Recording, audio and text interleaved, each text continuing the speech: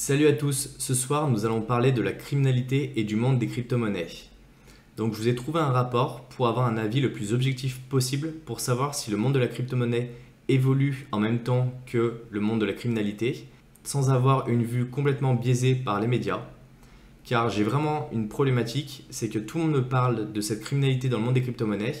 On a tendance à la sous-estimer parce que nous c'est quelque chose qu'on voit vraiment de point de vue très anecdotique. Mais j'aimerais réellement avoir des chiffres qui sont très fiables et c'est pour ça que je vais vous présenter ce rapport de Chainalysis, qui est une société qui travaille en rapport avec les gouvernements pour arrêter tous les milieux qui sont illégaux, qui sont en rapport avec la blockchain et les crypto-monnaies.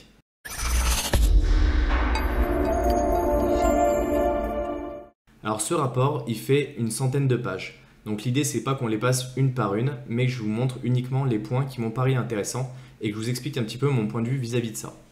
Donc le premier point que je voulais vous montrer est sur la page 4. La page 4, elle va vous montrer un graphique un petit peu particulier qui est le nombre de partages qui a été fait dans le monde des crypto-monnaies qui sont illicites par rapport au volume total réalisé dans ce milieu-là. C'est-à-dire quels sont le nombre de transactions illicites sur le nombre de transactions totales qui sont réalisées dans le monde des crypto-monnaies. Donc on voit qu'en 2017-2018 ça a eu tendance à baisser, en 2019 ça a éclaté et en 2020 ça a rebaissé. Alors pourquoi ça a rebaissé en 2020? Il y a une raison un petit peu particulière, c'est que le cours du BTC il a fortement augmenté. Donc qui dit qu'il a fortement augmenté, il dit qu'on a eu beaucoup de nouveaux utilisateurs qui arrivaient et donc mathématiquement beaucoup plus de transactions. Donc le pourcentage il n'a pas forcément énormément baissé, mais le cours ayant beaucoup augmenté, on a eu beaucoup plus de volume de transactions qui étaient on va dire fiables. Et la deuxième raison, c'est qu'il y a toujours un décalage en attendant d'identifier les arnaques. Par exemple, en 2019, on a eu le Ponzi plus token qui a été identifié qu'en 2020. C'est-à-dire que si on regarde le rapport de 2020, on n'a pas les mêmes chiffres pour 2019. Et si on regarde le rapport de 2022 qui sortira l'année prochaine, on n'aura pas les mêmes chiffres pour 2020. Donc il y a toujours un petit décalage qui fait qu'on a des chiffres qui sont plus ou moins fiables. Mais ils sont quand même relativement fiables sur les années N-2. Ici, on a un deuxième graphique qui est relativement intéressant et on peut s'apercevoir qu'en 2019, Plus Token a représenté pas loin de 2 milliards de dollars qui ont été volés. Donc ça représente quand même une bonne partie. Et on s'aperçoit qu'en 2019, c'est également les scams qui représentaient le plus gros pourcentage de crypto-monnaies qui étaient volées et qui étaient récupérées par les entités illégales. Si on regarde un petit peu cette évolution pour voir quels sont les secteurs qui ont tendance à plus évoluer et d'autres à moins évoluer. Donc si on entre 2018 et 2020, aujourd'hui, du moins en 2020, c'est majoritairement les ransomware. Alors les ransomware, c'est des logiciels qui vont aller chiffrer vos données et qui vont vous demander une rançon en échange. Pourquoi il y a eu une telle explosion entre 2019 et 2020? Tout simplement parce qu'on n'avait que très peu de données qui étaient collectées avant 2020. Donc on ne sait pas si les chiffres étaient bien fiables et s'ils n'étaient pas sous-estimés. Et il y a eu également beaucoup d'entités gouvernementales qui ont été touchées en 2020 par ces ransomware. Ces ransomware, ils ont une particularité, c'est qu'ils sont facilement identifiables parce qu'ils vont générer beaucoup de transactions qui vont être inférieures en général à 100 $ sur un très grand nombre d'adresses. On peut se poser la question vers où sont envoyés ces fonds et justement le rapport en parle. Et si on regarde en 2020, de janvier 2017 à décembre 2020, vers où les fonds sont allés, et bien en fait on s'aperçoit que c'est majoritairement vers des plateformes d'échange. C'est-à-dire que les personnes qui mettent en place des arnaques demandent à ce que les gens les payent vers des plateformes d'échange qui sont légales, hein, on ne parle pas de plateformes d'échange qui sont totalement illicites, non, de plateformes d'échange qui sont vraiment très utilisées pour arriver à récupérer des fonds sous format fiat et pour pouvoir les réutiliser derrière. Il y a une seule exception à cette règle, c'est le milieu des scams qui va plutôt envoyer les fonds vers des plateformes de jeux en ligne. Vous avez plusieurs types d'exchange, dont certains qui sont à haut risque. Alors les plateformes d'exchange à haut risque, c'est des plateformes d'exchange qui ne sont pas validées, qui ne sont pas certifiées par la SEC, l'AML ou autre entité gouvernementale. Et souvent, elles sont imbriquées dans des plateformes OTC, donc déconnectées du réseau. Alors ça ne veut pas dire que tous les OTC sont illégaux, on est bien d'accord. C'est juste que ces plateformes-là au risque sont souvent imbriquées dans des OTC qui va leur permettre de faire de la vente de gré à gré sur des gros volumes. Alors, Chainalysis, ce qu'ils ont fait, c'est qu'ils ont pris un échantillon de 270 adresses qui appartenaient à des brokers OTC qui étaient suspicieux et ils sont aperçus que 34% de leurs fonds proviennent d'activités qui sont illégales. Donc on voit quand même qu'on a certains brokers qui sont vraiment peu regardants sur la provenance des fonds et du coup qui permettent ce blanchiment d'argent.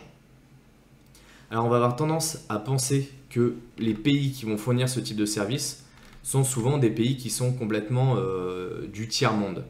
Et en fait, pas du tout. Les services qui sont les plus fournis sont d'abord aux États-Unis, on a ensuite en Afrique du Sud, on a la France qui arrive quand même en 10e position, donc on s'aperçoit que c'est vraiment des pays qui sont développés, qui proposent ces types de services-là. Alors, pas de façon totalement légale, mais on s'aperçoit que du fait qu'il y ait des bons serveurs, des bonnes connexions Internet, ils vont avoir tendance à localiser les services dans ces pays-là. Ensuite, vous avez la Chine et la Russie qui ont deux spécificités. C'est-à-dire que la Chine, ils vont être réputés plutôt pour leur part de ransomware. Donc, c'est-à-dire que les fonds qui vont être envoyés sur des ransomware vont aller majoritairement en Chine parce qu'ils sont plutôt pilotés de là-bas. Et pour la Russie, on a une particularité, c'est qu'en fait, il y a une énorme plateforme de drogue qui s'appelle Hydra, qui est disponible sur le Darknet, qui est une plateforme qui est russophone et qui va vendre énormément de produits, ce qui fait que c'est eux qui vont majoritairement drainer tous les fonds qui sont en direction du Darknet et qui vont être plus ou moins aux alentours de tout ce qui est marché noir. Donc si on regarde un petit peu page 45, alors je saute des pages dans le rapport parce que c'est pas forcément tout intéressant. Et si on regarde par exemple sur les exchanges qui sont basés en Europe de l'Est et qu'on met Hydra en termes de volumétrie de gestion des crypto-monnaies vis-à-vis de ces plateformes-là, donc on trouve bien sûr Binance en premier avec quasiment 15 milliards de dollars échangés et on a Hydra qui est en 6e position avec 1,2 milliard échangés. Donc on voit qu'elle est aussi importante en termes d'échanges sur un an sur certaines zones géographiques. Donc on a des plateformes qui sont aujourd'hui très importantes, très respectées et qui sont difficilement fermables par les autorités légales. Ils la connaissent parce que ça fait partie des piliers aujourd'hui du secteur, mais on s'aperçoit que les crypto-monnaies permettent d'acheter sur ce type de plateforme-là. C'est un fait, c'est comme ça. Comme on peut acheter avec de l'euro ou du dollar, on peut acheter également avec de la crypto-monnaie sur ces plateformes-là. Ensuite, un graphique que je souhaitais vous montrer, c'est d'où provenaient les fonds qui allaient vers le Darknet. Alors on peut penser que les gens, ils achètent sur des plateformes de gré à gré, donc sur Local Bitcoin, après qu'ils les envoient, qu'ils les passent par des mixeurs, par des choses un petit peu comme ça. En fait, non, les gens, ils font vraiment plus simple. Ils vont sur une plateforme d'exchange du type Binance, Kraken ou autre, ils achètent en validant leur identité et ils payent directement sur le Darknet avec.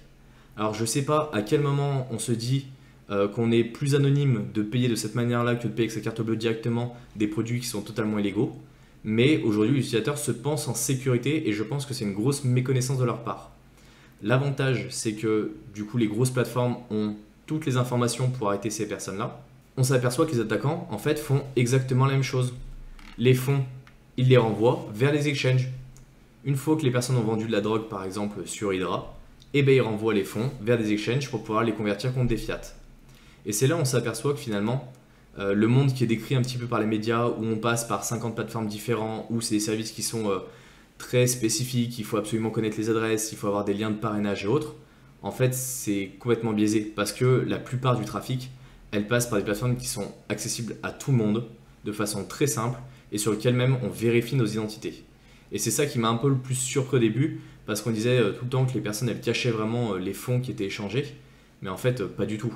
Les gens, ils payent avec du Bitcoin Cash, ils payent avec du BTC, avec du LTC, avec du Tether, des monnaies qui sont facilement traçables et qui proviennent en plus de plateformes d'échange qui sont connues de tous et qui sont réglementées par des juridictions et ils renvoient ces crypto-monnaies-là vers des plateformes qui sont également réglementées. Donc c'est là où on se pose un petit peu les questions de qu'est-ce que font ces plateformes-là, pourquoi elles ne les bloquent pas. Et en fait, on s'aperçoit qu'elles ont déjà un travail qui est astronomique et qu'elles gèrent des fonds qui sont tellement volumineux qu'elles ne peuvent pas forcément tout contrôler. Pour essayer de se sortir un peu de ce système centralisé de places de marché qui offrent des produits illégaux, on a vu apparaître un nouveau secteur qui est sur la décentralisation d'une plateforme qui s'appelle Televent, qui est basée sur Telegram. Alors cette plateforme, elle permet à des acheteurs d'acheter de la drogue, on reste sur le même sujet, on reste vraiment sur des choses qui sont illégales, et les personnes, elles vont envoyer un message sur cette plateforme-là. Cette plateforme-là va générer une adresse Bitcoin sur laquelle les personnes vont envoyer les fonds et les fonds, une fois qu'ils sont reçus, vont débloquer, on va dire, la commande pour pouvoir envoyer la cam. Donc on s'aperçoit qu'il y a une transition qui commence à être faite doucement des plateformes centralisées vers des plateformes décentralisées, mais ça reste encore très anecdotique et le milieu de la crypto-monnaie, ça reste vraiment un point très spécifique par rapport au marché qui est à côté de l'achat et revente en dollars traditionnels. La monnaie mondiale, ça reste le dollar et c'est encore celle qui est le plus utilisée dans tous ces échanges-là. Les fonds, même si la plateforme est décentralisée, les fonds ils vont aller en direction des plateformes d'échange et ils proviennent souvent de plateformes d'échange. Donc on voit qu'on reste toujours sur le même contenu. Si on passe sur des choses qui sont peut-être un peu moins joyeuses, qui sont l'achat et vente de produits qui sont liés à la pédopornographie, à de l'abus sur mineurs, et ben, on s'aperçoit que c'est le même cas que pour l'achat et la vente de drogue. C'est-à-dire qu'on a les plateformes d'échange qui vont émettre les fonds et on s'aperçoit que les crypto-monnaies qui sont utilisées, on reste encore sur du Bitcoin Cash, du BTC, de l'Ether, du Litecoin, de l'USDT. On n'est pas sur du Monero, on n'est pas sur du Zcash, on n'est pas sur du Dash, on n'est pas sur des crypto-monnaies qui embarquent potentiellement un mécanisme de chiffrement, d'anonymat. Non, on est sur des crypto-monnaies qui sont utilisées par tout le monde et qui sont très facilement traçables. Et c'est là où c'est vraiment surprenant que finalement les plateformes, elles n'utilisent pas ça. Et je pense que la raison principale en fait, au fait que les personnes qui achètent ce type de contenu n'utilisent pas ce type de produit, c'est parce que c'est trop compliqué aujourd'hui de se fournir du Monero et autres si on sort des grosses plateformes d'achat. Et qu'ils ont surtout une méconnaissance en fait, du secteur des crypto-monnaies et qu'on s'aperçoit qu'ils pourraient très bien acheter avec des euros, ça serait exactement la même chose. Et l'avantage d'avoir des crypto-monnaies, c'est que c'est encore plus facilement traçable, donc on peut encore plus facilement retrouver les personnes qui vont acheter ce type de produit, ce type de contenu. Donc finalement, c'est pas une mauvaise chose que ces personnes-là ne soient pas des experts dans le milieu des crypto-monnaies et qu'elles utilisent des crypto-monnaies qui soient accessibles à tous. Si on se focalise un petit peu sur les scams dont je vous parlais tout à l'heure, on a eu, comme je vous l'expliquais, une grosse chute en 2020 parce qu'il n'y a pas eu de gros système de Ponzi comme il y a pu en avoir eu en 2019. Par contre, ici, on a quelque chose d'un petit peu différent des autres mécanismes qui sont illégaux, c'est que toutes les crypto-monnaies sont acceptées, du moins un grand nombre, et on le voit par la diversité. C'est qu'ici, on rajoute du Maker, on va rajouter du BitToken, on va rajouter du Paxos Gold, on va rajouter du TrueUSD. Donc on voit que les arnaqueurs n'ont pas trop de problématiques à récupérer n'importe quelle crypto-monnaie et après à les utiliser. C'est pas trop ce qui les embête en fait. Je voulais vous montrer un petit peu les arnaques qui avaient été les plus importantes en 2020. Ces arnaques que personnellement je ne connaissais pas, donc c'est intéressant de savoir qu'elles ont existé et qu'elles ont fait beaucoup de victimes. Plus le cercle est important, plus elles ont fait de victimes. Et ici vous avez la barre qui vous montre combien elles ont gagné d'argent. Les fonds, cette fois-ci, ils n'ont pas été envoyés vers des plateformes de jeux, mais toujours vers des exchanges. Donc on a toujours en fait ce même regroupement. Et si on prend l'estimation des gains qui ont été faits pour le phishing des comptes Ledger s'était fait pirater sa base de données client, donc aucun risque pour vos crypto-monnaies, mais c'était vos données personnelles qui avaient fuité. Vous avez reçu, et je pense qu'on a fait un certain nombre de vidéos à ce sujet-là, des mails qui vous demandaient d'installer un nouveau logiciel, qui vous demandaient de saisir vos 24 mots de sécurité. Et ils ont estimé que le groupe qui avait fait ça, ils avaient gagné à peu près 3 millions d'euros, dont 1,1 million d'XRP. Donc on voit que ça a des impacts qui sont quand même vraiment très forts. Et aujourd'hui, on n'en est qu'au début. Le secteur, moi, qui m'inquiète le plus, c'est vraiment le secteur de la DeFi. Parce que la finance décentralisée, aujourd'hui, ça regroupe des fonds qui sont astronomiques et qui sont totalement automatisés. Donc en 2018, on a eu une vraie vague de piratage sur tout ce qui est plateforme décentralisée. C'était le début, donc c'est normal qu'elle se soit fait pirater. En 2019, on était beaucoup plus bas. En 2020, on voit qu'il y a une nouvelle augmentation. Et pour moi, en 2021, avec l'arrivée de la CDFI, avec la Binance Smart Chain, avec Polygon, avec Avax, avec tout ce qu'il peut y avoir comme blockchain alternative qui propose un petit peu les mêmes types de produits, eh ben, on va avoir une explosion en fait, de ce nombre de piratages. Et on l'a déjà vu sur le début d'année 2021 avec des grosses plateformes qui ont subi des piratages assez importants. En 2020, pour vous donner un ordre d'idée, le piratage de KuCoin, il a coûté 275 millions d'euros à la plateforme. Ces fonds-là, ils ont été envoyés majoritairement vers Uniswap et vers Kyber pour être transformés. On peut attribuer cette attaque à Lazarus Group, qui est un groupe d'attaquants qui est nord-coréen. Alors si on compare un petit peu le montant de ces piratages-là à des piratages de plateformes de la DeFi plus standards, eh ben on s'aperçoit qu'en fait les plateformes d'échange représentent un montant qui est astronomique, même s'il y a moins de cas. Par exemple sur KuCoin, comme je vous disais, il y avait 275 millions qui ont été piratés. Mais si on prend des plateformes de la DeFi, on voit que c'est plutôt aux alentours des entre 20 et 30 millions qui sont piratés, donc 10 fois moins. Donc les gens qui vont attaquer des plateformes sont souvent plus motivés et sont souvent plus compétents d'un point de vue technique et ils vont aller chercher des fonds qui sont beaucoup plus importants. C'est pour ça que les plateformes de DeFi vont être piratées plus régulièrement, mais avec des fonds qui sont beaucoup moins importants. Ça n'empêche pas qu'il faut faire très attention pour vos crypto-monnaies. Le dernier aspect des crypto-monnaies et de la criminalité, c'est le financement du terrorisme. Parce qu'on entend souvent dire que les crypto-monnaies permettent de financer le terrorisme. C'est des cas qui sont très spécifiques. Ils ont vraiment analysé tous les cas qui ont permis à la crypto-monnaie de financer du terrorisme de façon officielle. Et c'est une goutte d'eau par rapport à ce qui peut être fait en dollars, en euros ou autre. Le premier cas qui a été remonté, c'est un cas qui a été investigué par la France. Ils ont identifié des Français qui achetaient des coupons de crypto-monnaie d'une valeur de 11 à 165 dollars qui permettaient de créditer des comptes en crypto-monnaie directement pour Al-Qaïda. Aux États-Unis, ils ont une affaire qui a été identifiée.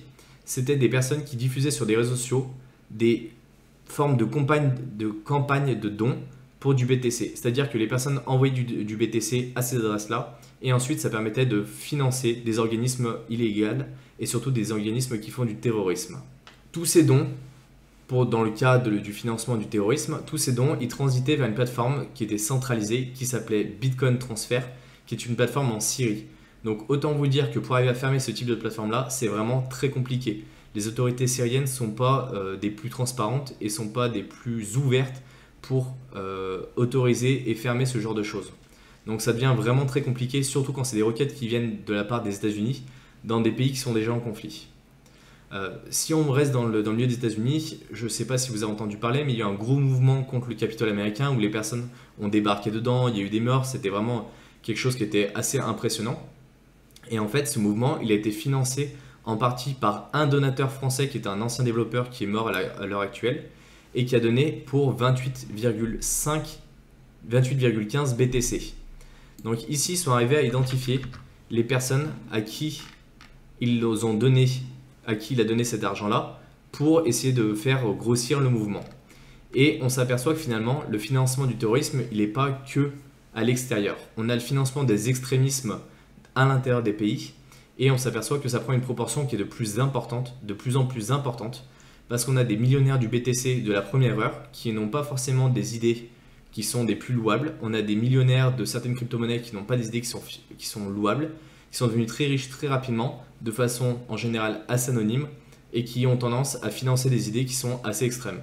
Donc on pourra avoir dans les années à venir justement un développement de cet extrémisme grâce au financement interne. Et ça pose vraiment une problématique parce que c'est très dur pour les États de pouvoir arriver à se protéger vis-à-vis de ça et de pouvoir empêcher ça. Donc pour conclure un petit peu de toute cette étude, parce qu'elle est quand même assez dense et je vous mettrai le lien dans la description si vous voulez le regarder, vous avez tout d'abord l'augmentation du contrôle sur les plateformes d'échange parce qu'on voit que c'est vraiment un pilier central dans le blanchiment de l'argent et dans le financement du terrorisme. Donc oui, c'est embêtant qu'on soit obligé de faire des KYC dans tous les sens, qu'on soit obligé d'aller valider plusieurs fois notre identité, qu'on soit obligé de rajouter des informations.